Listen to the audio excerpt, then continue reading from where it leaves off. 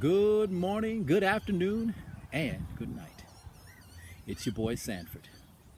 And who am I? This question keeps coming up, not only for myself, but for the people around me. And it's a simple answer, yet I don't have all the answers. For many years, in different relationships, girls would always tell me that I would end up alone.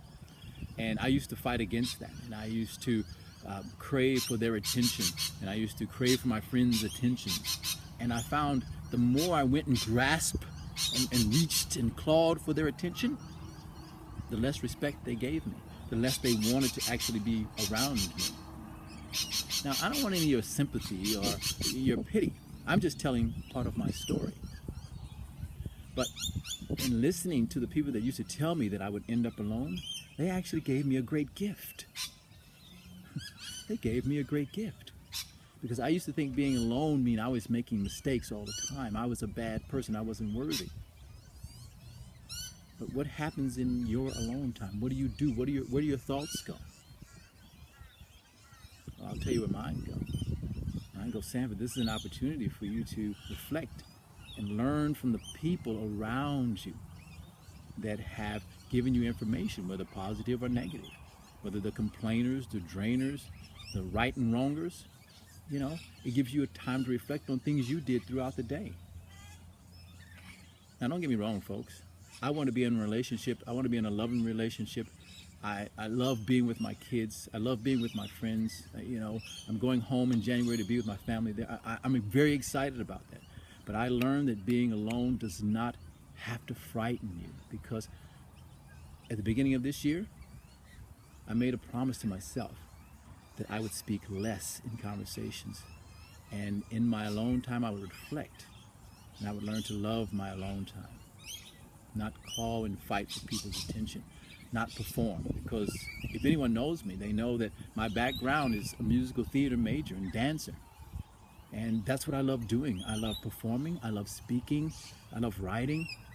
Those are my God-given talents, my God-given gifts that I am supposed to share with the world. And I love them. But when I go home, when I'm with my loved ones, I just want to observe, be the observer. I just want to sit in peace. If I want to interject a word or get up and play or do what they're doing, then I will. But the first person, the first voice you should always listen to is your gut feeling, that inner voice. Now, the people that are around me, they also offer me a gift. They say, Sanford, come and play with us, come hang out with us. And I appreciate that. And sometimes I do and sometimes I don't. That's all right. I did a course about 4 or 5 weeks ago called The Greatness in You. And one of the biggest lessons that they gave me, actually two of the biggest lessons that I left with, is that I am enough. I am enough. I have a great relationship with a young lady now, and I consider it to be great. And I want her to know that I love her tremendously. And I want her to always be her greatest self, whether I'm there or whether I'm not, whether I'm quiet, whether I'm not, whether I'm excited, whether I'm not, whether we're together, whether we're not. I am enough. She is enough, and you are enough. The second lesson I learned and took away from that was keep it simple. Now, we humans can complicate things. We can be drama queens and kings. And the simplicity of it all, to me, is... Well, let me just tell you these 3 stories. I had a girlfriend back in New York when I lived there, and we made a promise to each other that if we'd ever were attracted to other people, that we would tell each other. She was attracted to a gentleman. We sat and we talked about it.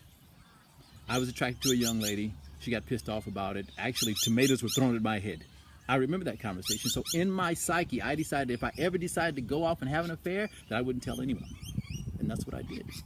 Now, I'm not recommending go off and have affairs. Matter of fact, I would recommend against it, but you got to do what you got to do. My second story is I grew up with a stepmom. Now, while I loved her, She used to ridicule my sister and tell her things like, why are you trying to be something you're not? Why are you trying to be white? You know, you'll never be able to do that. Well, my sister went on to do some amazing things, but she had a lot of scars.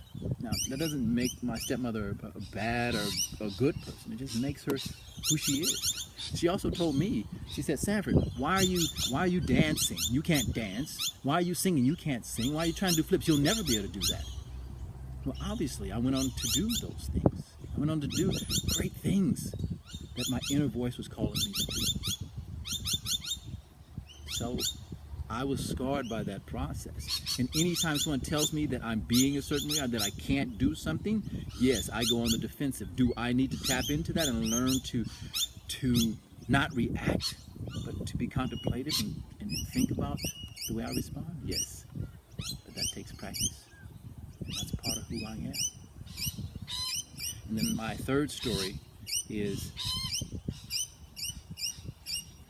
the last couple of years have been quite tough for me, as you've seen in my last post. But I know what I'm ready for. And that's love. And I'm not interested in what other people have to tell me about who I am or who I'm not. My kids, I love them. And if they need something, then they let me know. And I will work on being the man for them. My ex-wife, I need to make some shifts there. I know that. I'm working on being a better ex-husband for her. My ex-girlfriend, still love her to death, but I want to go off and do her thing and be fantastic. But that's not for me to say. That's only my wishes. And the young lady that I'm currently seeing, I just want to be with you.